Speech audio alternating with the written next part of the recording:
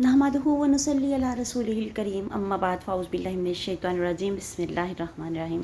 अस्सलाम वालेकुम व्यूअर्स, क्या हाल है? उम्मीद है सब ठीक होंगे। अल्लाह ताला सबको अपने घरों में खुश रखे, आबाद रखे, आमीन सुम्मा आमीन। जी तो व्यूअर्स, आज हम आप लोगों को हज़रत अली के चंद अक़वाल बताने वाले हैं। इन्हें ज़रूर सुनिएगा और कोशिश कीजिएगा कि इन पर अमल भी करें। इन लोगों से मत डरो जो अपना बदला लेना जानते हों, हमेशा उन लोगों से डरो जो अपना मामला अल्लाह ताला पर छोड़ देने वाले हों। यानी कि जो कि मज़लूम लोग होते हैं, जो आपको आगे से जवाब नहीं देते, लेकिन वो सिर्फ़ अपने अल्लाह के आगे ही रोते हैं और अल्लाह को बताते हैं कि फ़लाँ ने मेरे साथ ज़्यादती की है। और जब अल्लाह तक मामला जाता है तो फिर अल्लाह ताला खुद ही बदला ले लेता है। दो एमाल ऐसे हैं जिनका सवाब कभी तोला नहीं जा सकता, माफ़ करना और इंसाफ़ करना।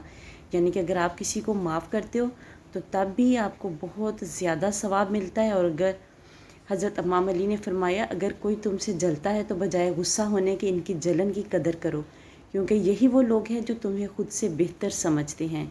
यानी कि अगर आप लोगों के अंदर कोई ऐसी चीज़ है, कोई ऐसी एबिलिटी है कि लोग आप लोगों को देखकर हसद करते हैं, आपसे जलते हैं, तो उनको जलने दो।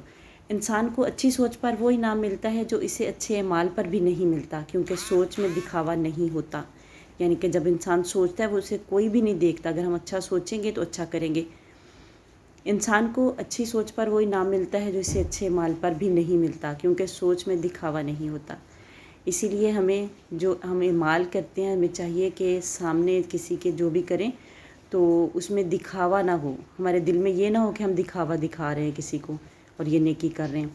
हज़रत इमाम अली फरमाते हैं कि तुम्हारे वालिदैन बचपन में तुम्हें शहज़ादों की तरह पालते हैं, लिहाजा तुम्हारा भी फ़र्ज़ बनता है कि इनको बुढ़ापे में इनको बादशाहों की तरह रखो।